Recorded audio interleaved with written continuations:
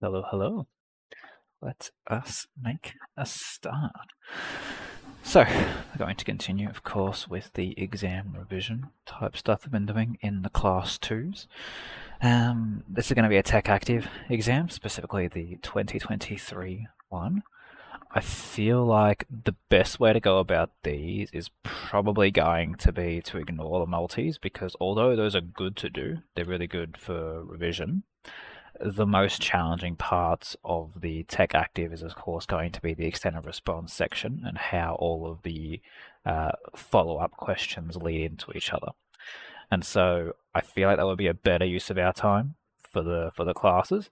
And then if you're doing exam revision stuff and you're coming across multis that you would like me to explain, by all means send me a text or whatever, and we'll address it either via text, via voice memo, even if we do it in a breakout room in another group class. Happy to still address those because those are good questions, but these are, I think, more important to understand, given that you can obviously just circle whatever answer you want, worst case scenario for the multis.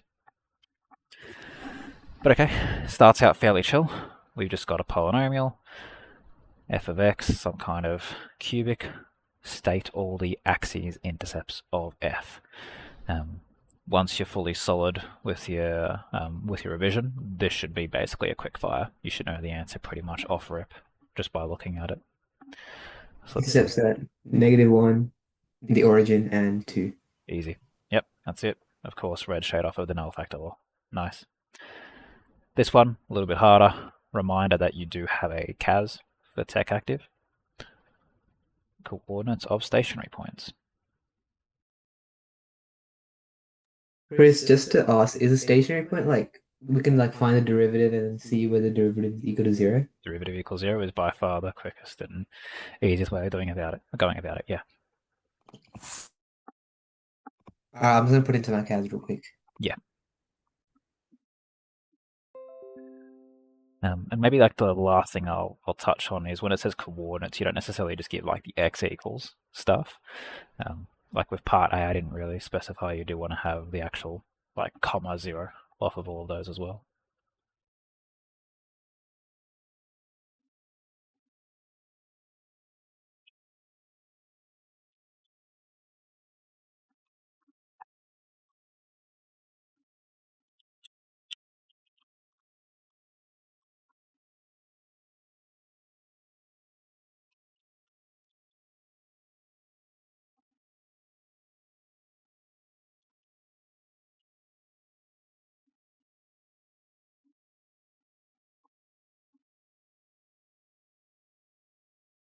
Pro tip, if you haven't already, it's usually a good idea to, as soon as you see a function and extend a response, define it as a thing in the CAS. So for instance, instead of just doing ddx of function and then chucking that in a solve, you define the function first and then you always have an f of x to work off of. Same with derivative, by the way. Chris, is the answer 1 plus minus root 7 on 3? Not the full answer. Those are the x coordinates. Yeah. All right, and I'll sub them back in real quick. Yeah.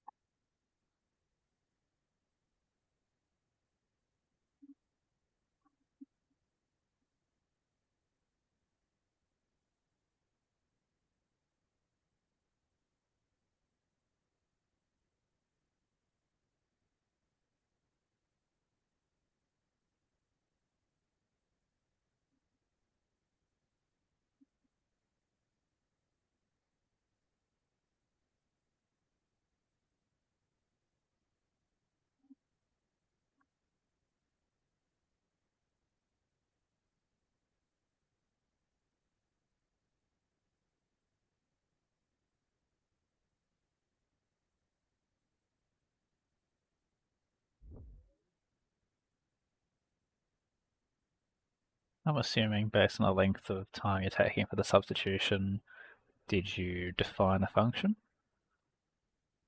Or you... Actually, I subbed in the y coordinates into the derivative function, and Oh, okay. That's why yeah. then I realized I need to do it into the normal function. Yeah. Yeah. Heard. Okay.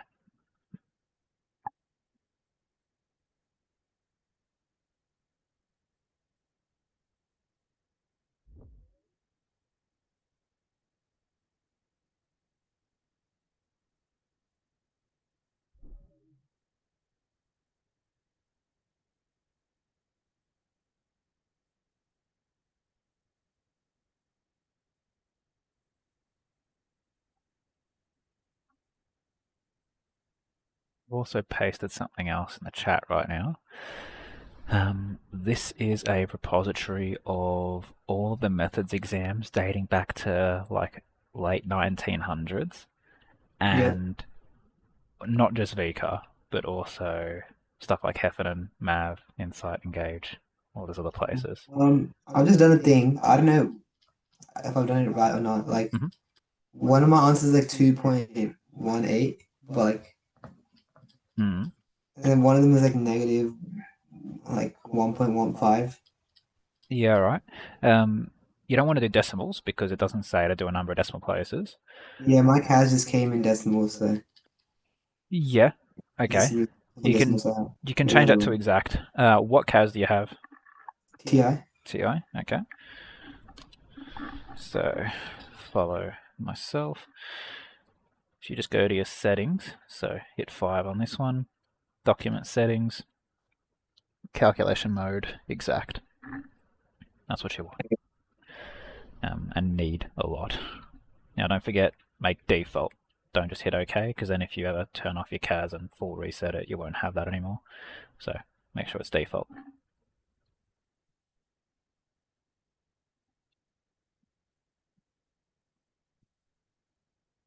Mine was on auto. Yeah, just still do it exact. Oh, I don't know, maybe I got it wrong then. Uh, Can we go did you, through it? Like, I got the, what's it called? I mean, did you hit Control Enter or just regular Enter? No, just regular Intel. Yeah, well, Yeah. what I'm saying is, if you've got it on auto, don't have it on auto. Have it on exact. Yeah, I put into exact and now I look. Okay, now it just gave me some humongous fraction. Okay, let's work on it then, because you got the original values fine, which is the interesting part. So let's start by defining our function. So function is equal to x times bracket x take 2 times bracket x plus 1.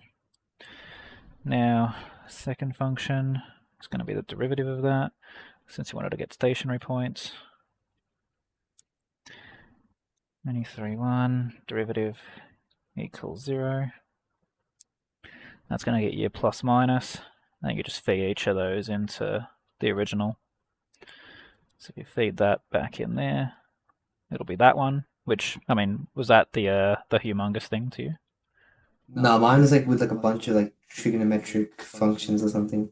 Yeah, I don't know. But yeah, that's the most direct path there. Define your function, define the derivative of that thing, derivative equals 0, and then just shove both of those in where you see them. Right, cool. Yeah. And so yeah, final answer is just going to be x comma y, x comma y. Those are your stationary points there. Um, cool. In fact, probably should have dropped the actual methods exam in the chat. That way you don't have to rely on my Zoom level. So I'll just pop the tech active in there as well. But yeah, to finish off the thing I was saying before, I'll put a Google Drive link for not just VCAA exams, but every other exam provider. And so basically what that means is you will literally never run out of an exam to practice. So if you're already doing exam revision now, you will never run out. Cool. All right, that's that one. In fact, yeah, because it'll save me from, if you download a copy of your own exam too, it'll save me from having to put a bunch of screenshots in the chat so you can look back at what was previous. Or would you rather me just put a bunch of stuff in the chat, like screenshots?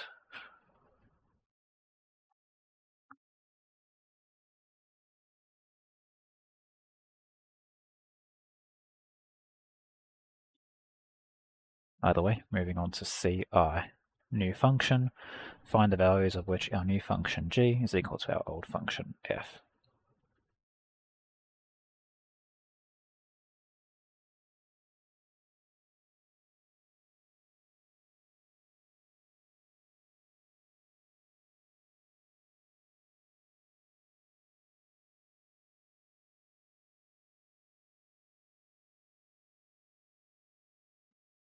Chris, is f of x the function that we were just dealing with?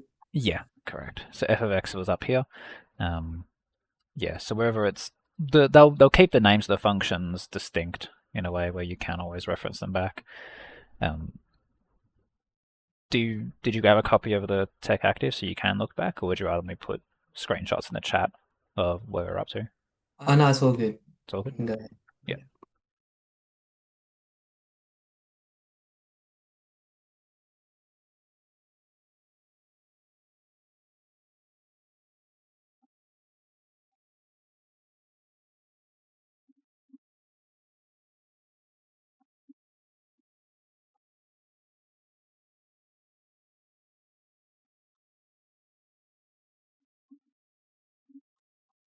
Chris, I got three values for Three x. values is a good thing. Yep.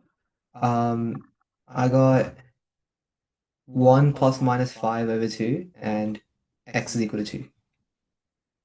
-1 plus minus root 5 over 2? Yeah, my bad. Yeah, okay, Uh, that's better.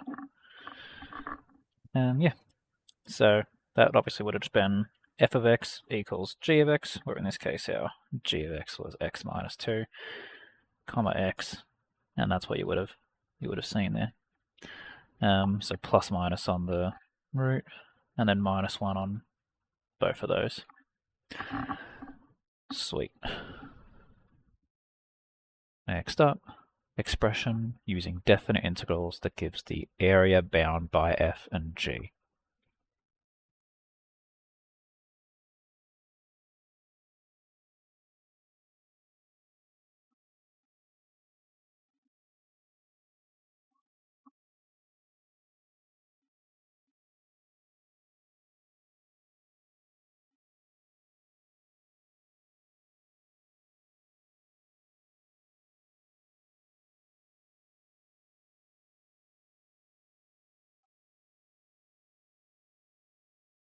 This one's going to be a big one, so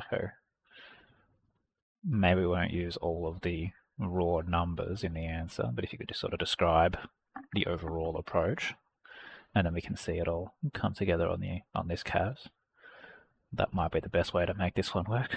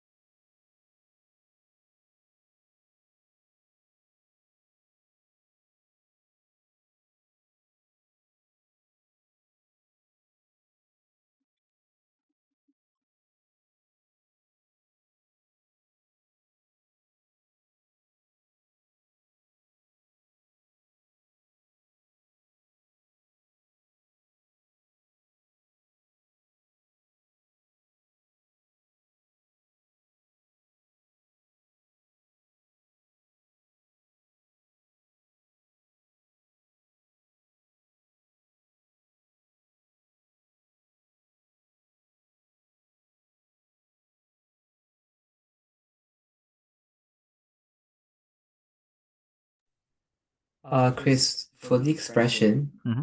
are we just like writing two different integrals? Yes. Yeah, Yes. so what sequence of integrals would give you the bound area that's described?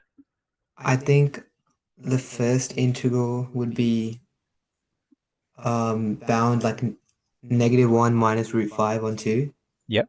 and root 5 minus 1 on 2 Yep. for the function dx. Well, what function? F of x, x to the power 3 minus x squared minus 2 Okay. x.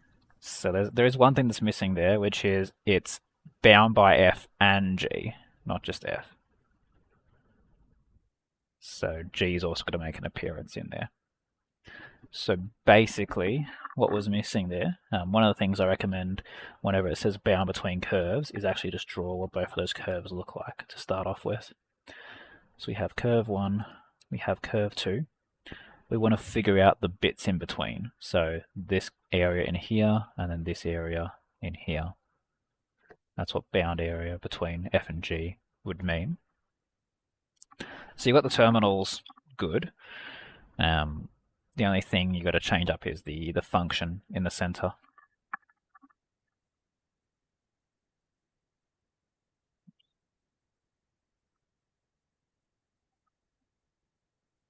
You're definitely doing it between the plus minus root.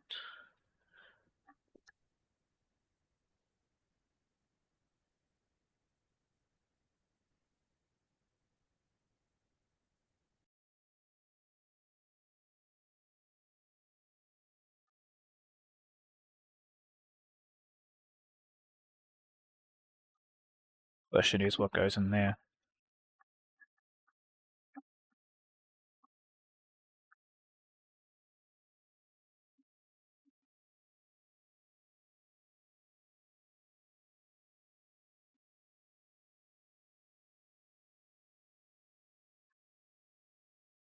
As a hint, I'll say it's got to do with the vertical height of the graphs.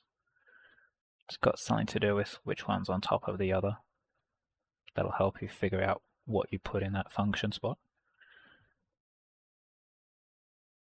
Blue one's F, red one's G. Blue is on top of red for that first part. For this part, do we want like f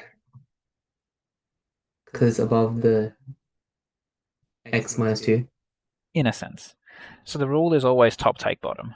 So you noticed the reason you picked these terminals, picked the terminals that you did was because that was the intersection points for this like particular half section of the area there.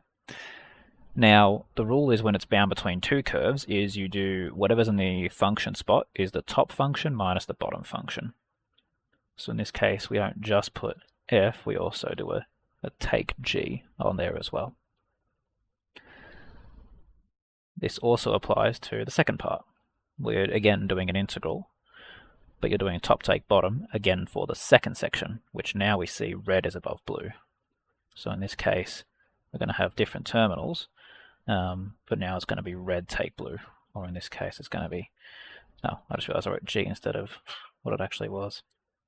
It's f2 in the function. And so in this case it's going to be g take f.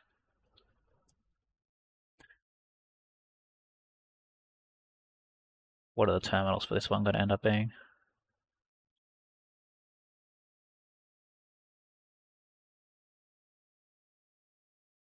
Root 5 minus 1 on 2 and 2. Yeah, that's good. Root 5 minus 1 on 2, and then 2. That will be the expression you give.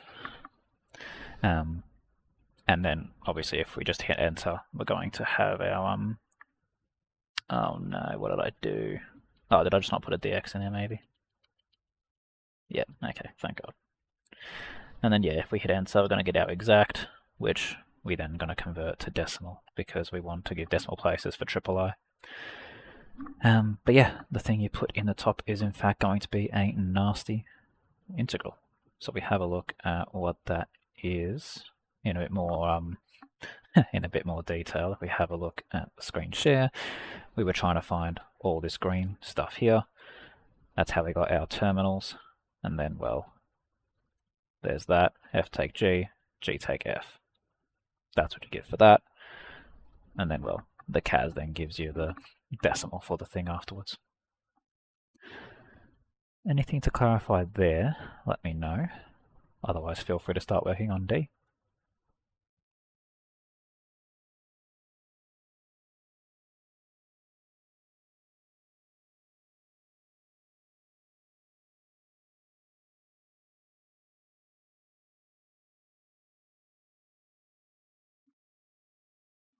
I've dropped my answers to these as well, by the way.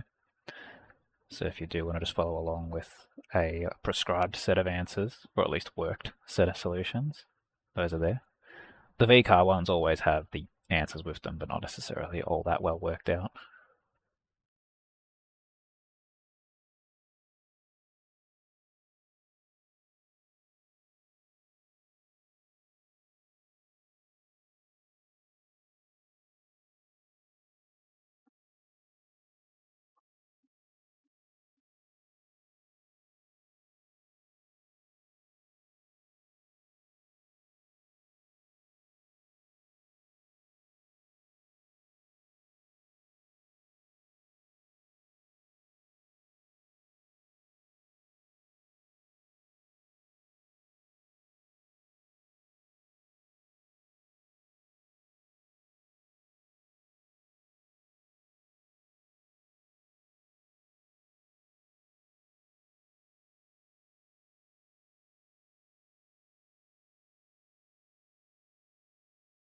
This is a fun one.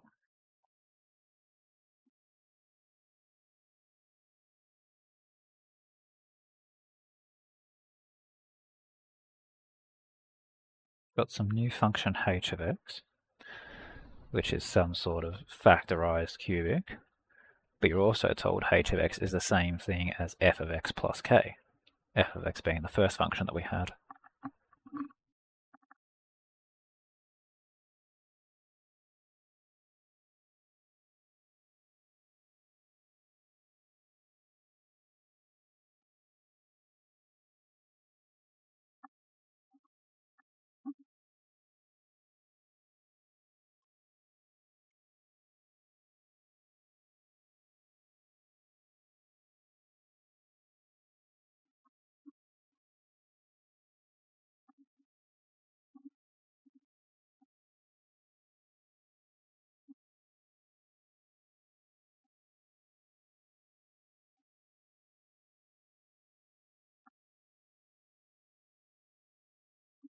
If anyone's fully stuck, feel free to sing out. Otherwise, the work solutions to them all are also in the chat as well. Maybe don't read the whole thing, but at least get a start.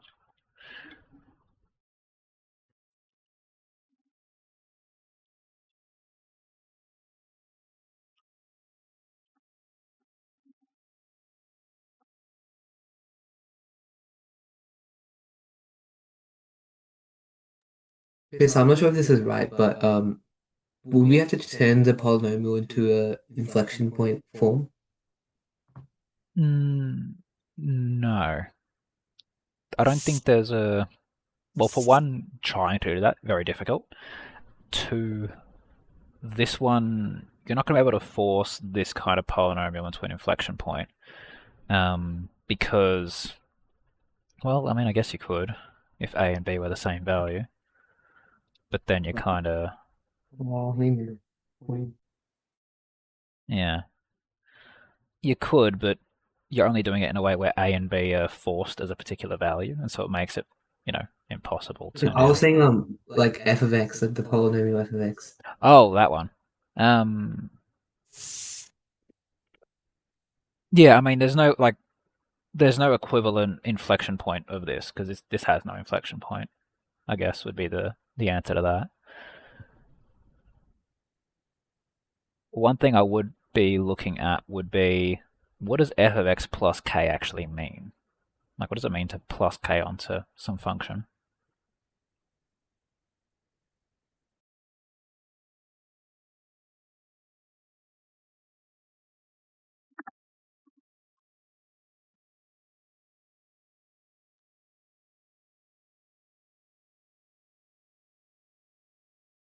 Yeah, vertical translation, precisely. Cool. So if you have positive k, you're going up. If you have negative k, you're going down. So if I put like a little +1 there, we're going to get this graph. If I put like a +10 on it, it's going to shoot up even higher, so on and so forth. And so that's the first thing to identify there, the fact that +k is going to be your vertical translation. The second thing is going to be, how on earth could I apply a vertical translation to f to make it look like this? The goal isn't necessarily to do algebra and make it like expand out and then refactorize it. That would take a lot of effort. A better approach there would be to figure out, what does this kind of polynomial actually tell you about itself? Like, we don't have a and b, sure, but there is something about the way this is written that would tell us where some key features would be located. It only has two different intercepts. Yep, 2 intercepts. We can go even deeper. So there's one key thing there, 2 intercepts. There's another thing that it also tells us.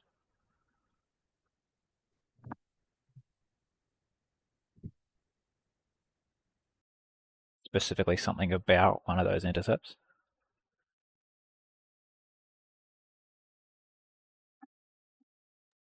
The positive. Not necessarily positive. Yeah, not necessarily positive, because A and B were an element of real. Although if you are comparing to f of x plus k, then yeah, you can kind of tell when you shift this thing up and down, your x-intercepts are probably going to be one positive, one negative, just based on what you're seeing. But no, what happens when you have a linear that's squared? Like this x minus b squared. What does that tell you about the nature of the axis intercept?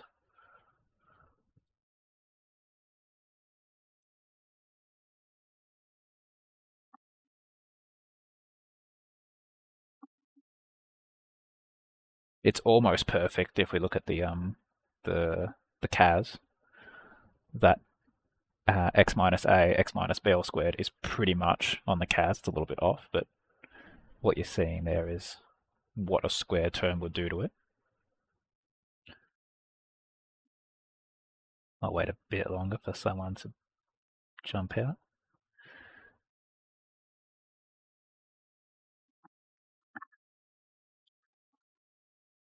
Squared terms do that. They make turning points on the axis, on the x-axis. So whenever you have a fully factorized function, x take a is always a cut. That's this left-hand side. And x take b, because it's squared, is a turning point. And so basically, we've kind of already done it here, where we see that if we added 2 to our function, let's just say for argument's sake that did put the turning point here, we would have achieved what we wanted. A cut with one term and a turning point with another term. And so your a and b values would hypothetically be this and this as your x's. Those would become your a and b's. And so instead of just guess and checking different k values, now you've got to figure out, okay, in fact, even using past information, what k values would actually achieve putting the turning point on the x-axis. That's essentially what we're trying to achieve. Is that fair enough? We're seeing f of x, it's got a vertical translation. We're seeing h of x, it's got a turning point and an axis intercept. And so our goal is to choose vertical translations that make f of x have a turning point on the x-axis and a cut on the x-axis. Is that fair enough there? Chris, could you like, because it's 4 marker, could you show like how you would like want to solve this in an exam, like how you'd want to show your workings? How to show the workings? Yeah, sure. Let's run it. So, first thing, yeah, this is all just a bit of like detail as to what we're discussing here, which is there's a couple of ways that you can achieve the turning point on the x-axis. One is to shift this one up, and the other is to shift this one down. And so, literally, one of my workings would have just been a little picture of that. Like, a picture also can be considered working out, although not necessarily the be all end all. And so one of the things you would then do is say, okay, I actually know the location of these turning points. Specifically, I know the y coordinates of those turning points from earlier. And so one of the lines of working would be, if I choose K to be this, I get that one. If I choose K to be this, I get that one, or whichever way it goes around. No, this one's for the green, this one's for the red. And those came from earlier when we figured out our y coordinates here. These are the turning points, the stationary points. And so, if you're down a certain y value and you shift up by that amount, well, you hit 0. Same thing if you're up and then shift down. So those will be a couple of statements I'd put in there. I'd say shifting up by this, shift down by this. Both of those would achieve what we wanted. They don't really accept CAS syntax for working out, but as long as you just do like literally this statement without the comma x and the solve, and then writing out what those x coordinates are afterwards, that's also fine. Just don't put the solve in there. Just everything inside of the solve. So in summary, you would draw a picture like this. You would associate the different k values with those things. Then maybe you'd have a line that associates the A and the B with the cut and the turning point. Two separate solves, one for the green, one for the red. The x values that you get, and then assigning those to B and A respectively, because B and A are going to be different. B is associated with the turning point, and A is associated with the cut for both of those. And so, there's a lot of stuff going on there. That's why it ends up being 4 marks in total. Clear enough? There was a lot there, so if anyone needs me to explain in more detail, I'm more than happy to do so.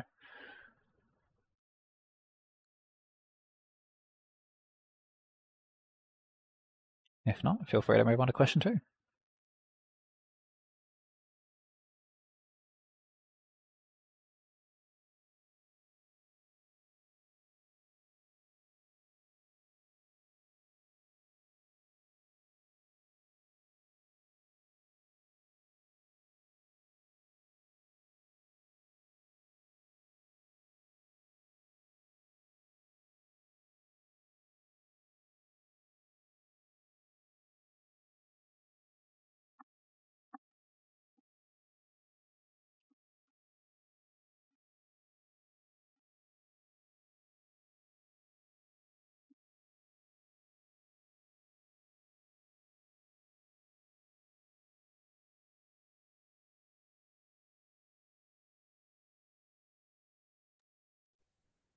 Chris, is when we do show that b is equal to pi and 15, is it just because 2 pi divided by pi and 15 is equal to 30, which is a bit Now, so weird?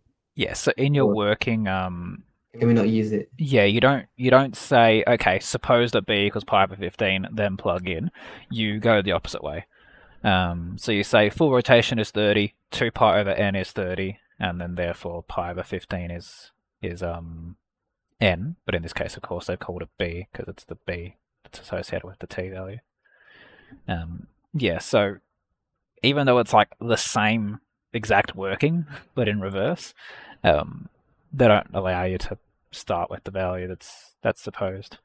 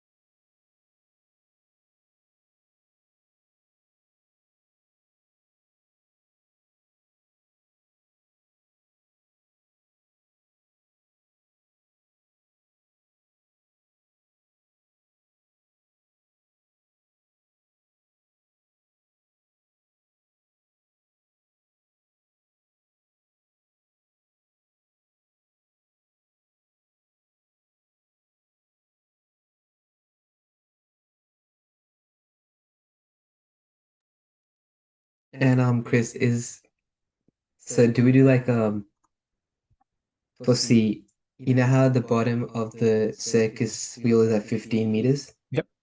And at the very top is 135. Mhm.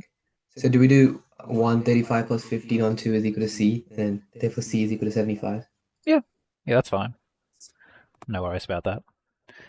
I took it a slightly different approach, which is I know that because you basically know your negative 60, the fact that you're down here. Um, 60 is distance between bottom and middle. And so if you got 15 plus another 60, that also gets you 75.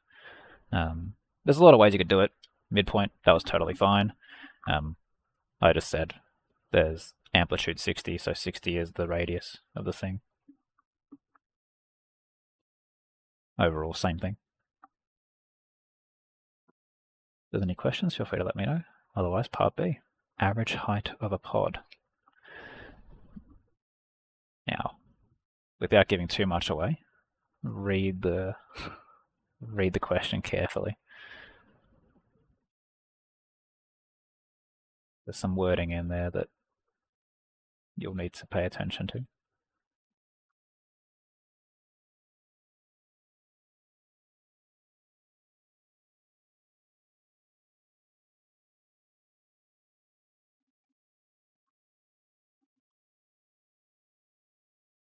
People like me will quick fire an answer and then realize that there was a qualifier behind it.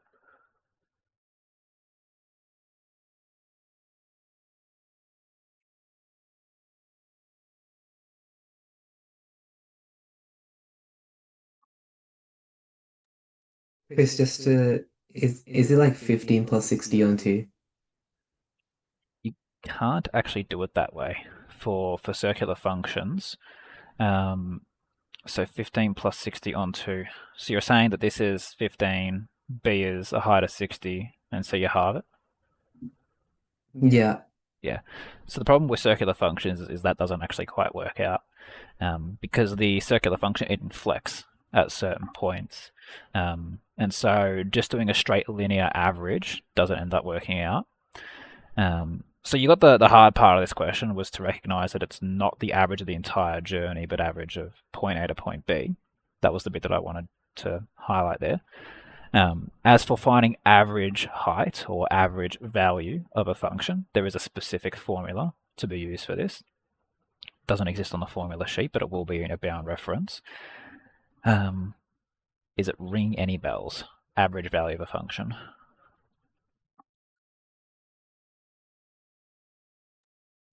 Has it got something to do with average rate of change? Very adjacently. So it's in the calculus area of study, specifically the integration area of study. Average value is as follows. Integrals. Whoops, I went too far. There it is. Integrals. So you do the integral from start to finish of that particular thing, and you divide by the duration of that thing. That's the average value formula. As for y at 7.5, well, we were told, in fact, what was it? Yeah, h of 0 was 15, so you want to find your time values associated with b. So we know we get to a height of 60, so you want to solve for where your height, what time gets you to that height, which is why you're integrating from 0 to 7.5. So I'll pull up the actual formula of it just so you can see the one that was presented in the lecture. Applications of integration.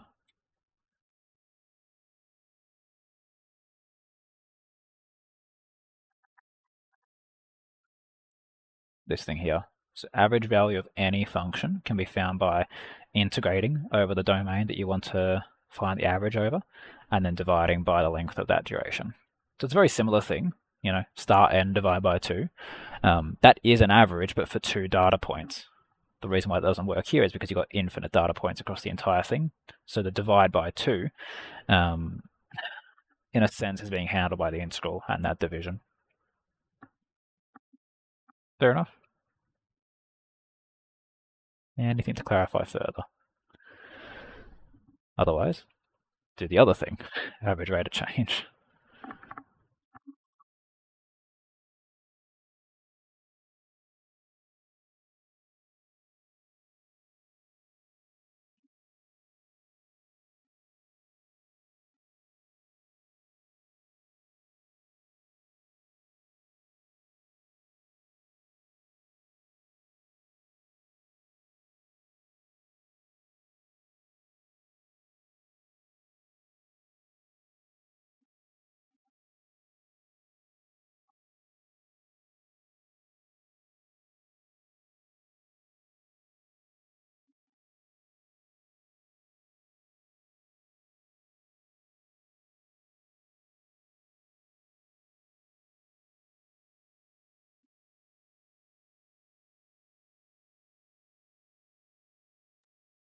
Chris, is it 4 meters per minute?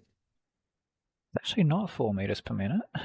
You're off by a factor of 2 there, so I wonder why. What was your method there? This is rise over run. Okay.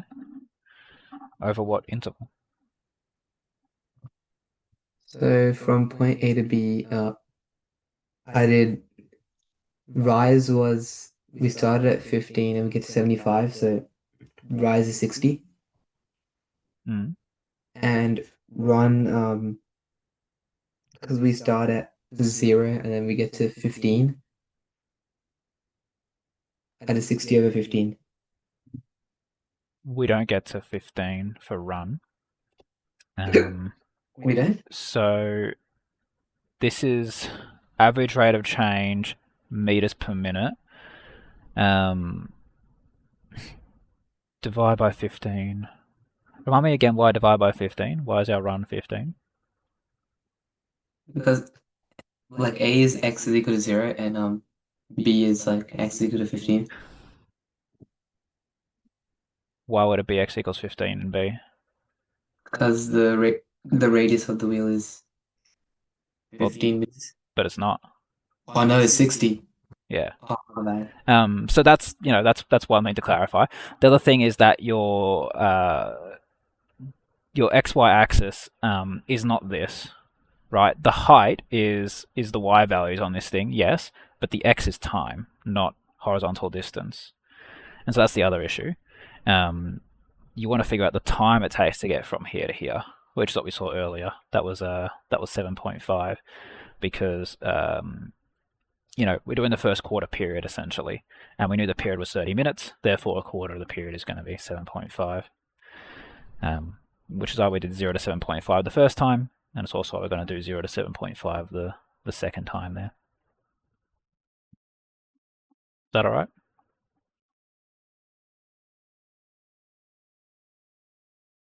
Cool. And that's that one. Only a part C for that. Hell yeah. Oh, never mind. Here's the part D. They did a whole separate page for it. They did not need to do a whole separate page for this. But they did. Anyway. Got a piecewise going on now. After 15 minutes. You got a stationary period for another 5 minutes. Then it doubles its speed for the remaining 7.5 minutes. Here is the transformed function written in terms of the previous function. So a reminder that h is the original function that we had. So all these h's of t's are the original function that you're now putting into a piecewise.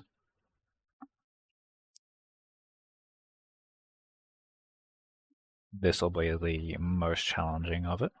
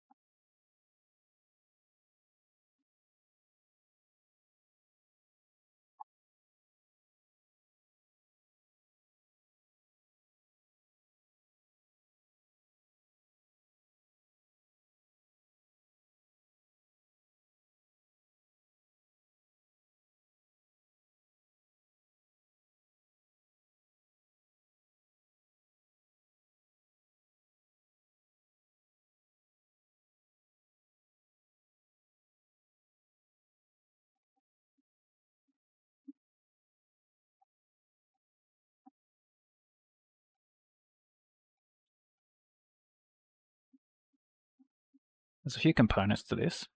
Has anyone concluded on one of the potential things to solve for?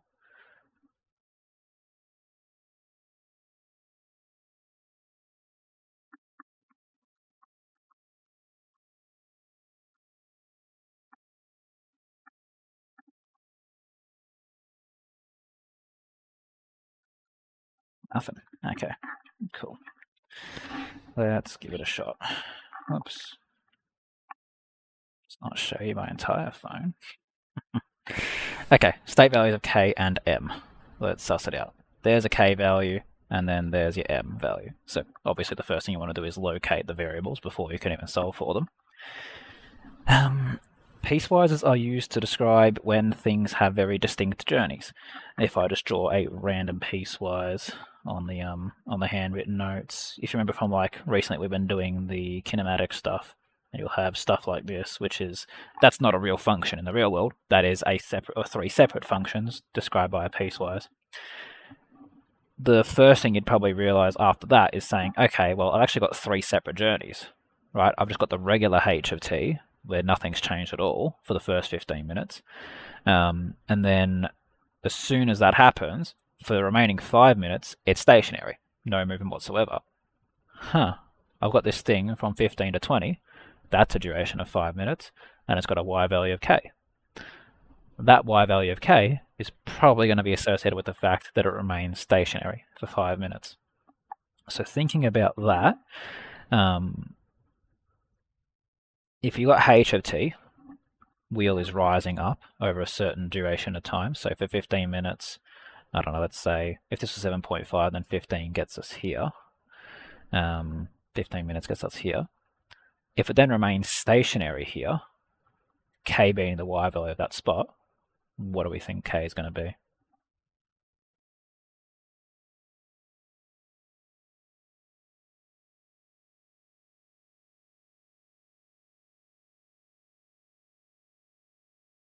I must have gone too fast. Uh-oh. So, yeah, 135, correct, that's right. So we were told 15 minutes of the duration is purely and simply just the regular old h of t. And so that means we knew 7.5 got us here, so 15 minutes is going to get us up here. The other thing, of course, is you could just sub in t equals 15 and get the exact same y value there. Because you've got to remember, the piecewise is describing the height of the pod above the ground. So all of these values are serving the fact that you want to describe the height of the pod. HT already did that, and since k is a constant, makes sense. We're doing stationary for 5 minutes. So that gets us that. The other thing to highlight before we move on to the next one will be the fact that there's a handover. Right, from h of t to k, this should be a fully continuous function. Otherwise, our Ferris wheel is doing massive vertical dips in instantaneously, which is not healthy for anyone. And so that's one thing to highlight. These are going to be handoffs. The y value from here is going to hand off to the y value of here over that cutover point, over that handover point. That'll be helpful for solving our m and n values. Although technically speaking, we only need an m for this last bit. You may or may not see the bottom of that screen. No, you can't, because I got stupid shit in the way. So the next thing to consider is, well, okay, so this last bit must obviously then be the third journey, or the third stage of the journey, which is where it's doubling its speed for the remaining 7.5 minutes. Doubling its speed. If we forget out the function just altogether, if you double speed of this particular journey, based on this past information, if you double speed, what do you think has to happen?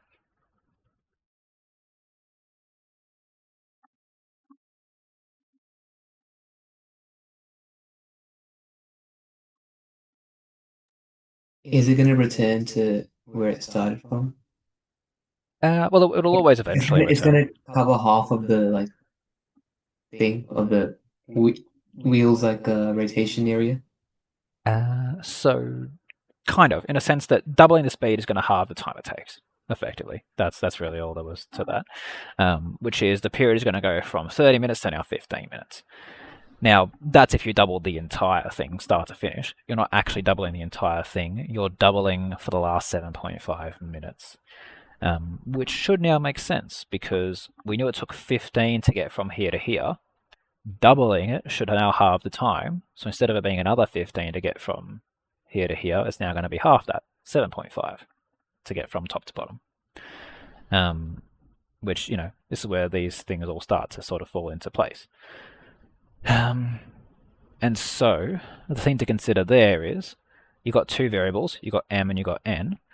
M is a multiplier on t, n is a essentially a horizontal translation, which do you think is going to be more important for the for changing the speed of the circular function? Whoops, I just dropped the pen. What's going to have a bigger impact on changing speed of a circular function? Horizontally shifting the location or multiplying the t? Uh, like M will have a bigger effect. Yeah, well, the only effect. Horizontal translation will just shift the location of the wheel, not necessarily how fast it will spin. And so, you've got period equals 2 pi divided by n. Even though this is only valid for 7.5 seconds, you're still essentially 2 pi divided by n, so you are doubling the coefficient there, which is doubling the term that's associated with that. So you start with your original function, you chuck in your full h of mt plus n. From there, you would want to do a bit of factorizing to make sure that you've got the proper coefficient, right? So it's not necessarily just m that you got to worry about. It's after having subbed it into h of t and then getting that coefficient. That period needs to halve, or that coefficient needs to double from what it was previously. Challenging question. Is it making sense now that you're seeing the whole thing in action start to finish there?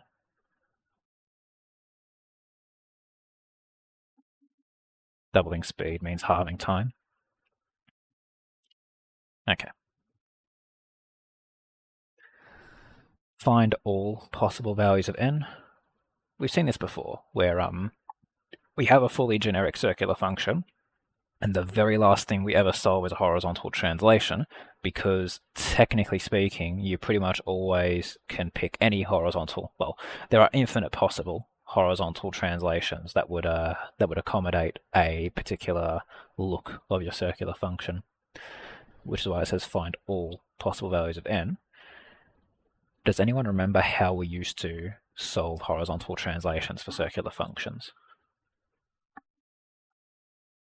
This is when we were doing like apps of circular functions. We had a fully generic thing. How did we end up getting the horizontals?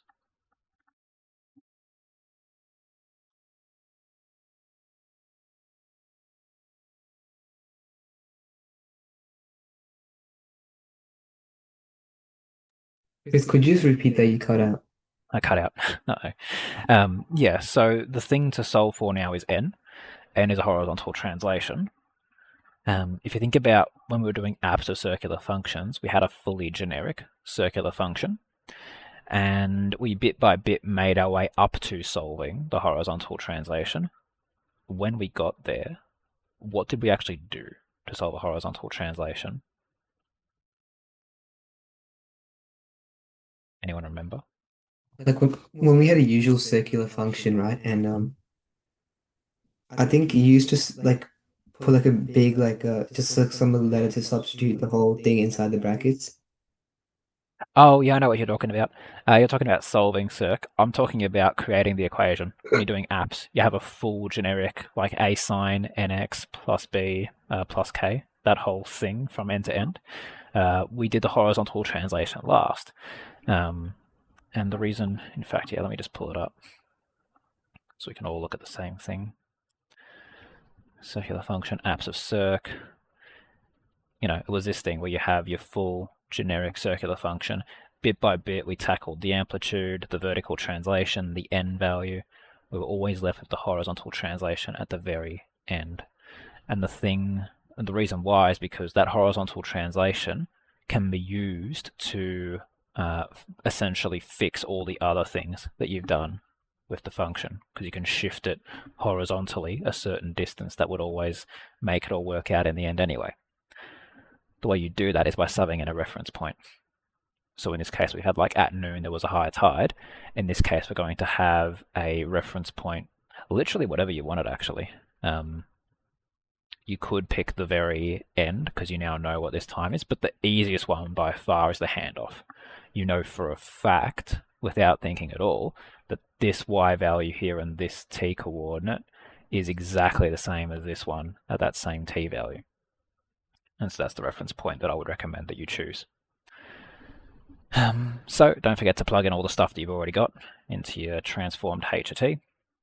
Then from there, sub in the reference point that we know. That was that handoff that we had from earlier. And then, yeah, don't put a domain on this because it says find all possible values of n. So just give what the cas is giving you there. And then, yeah, probably you'd want to put this to say that k is an element of the integer set. That, or you can do n. I don't know. I just put k for whatever reason. Cool.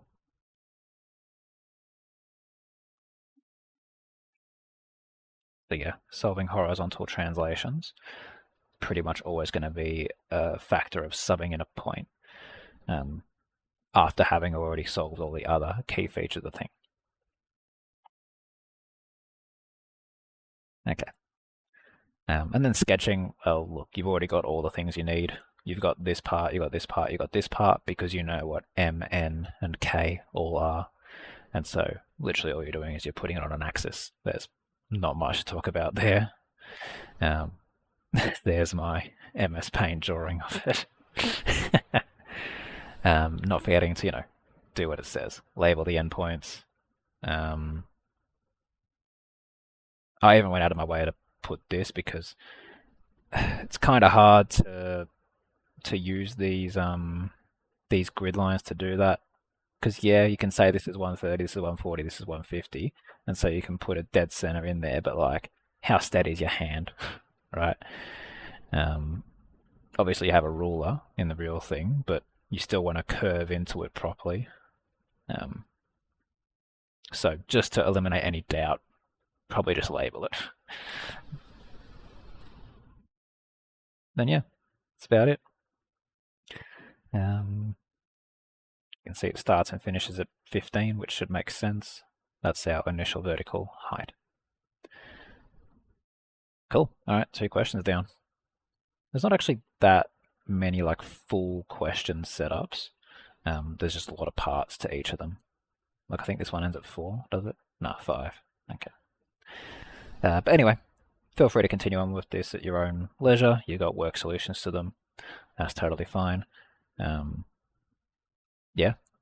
Any further questions, or shall I end it there? Let's do class today. Easy. No worries. I'll leave you to it.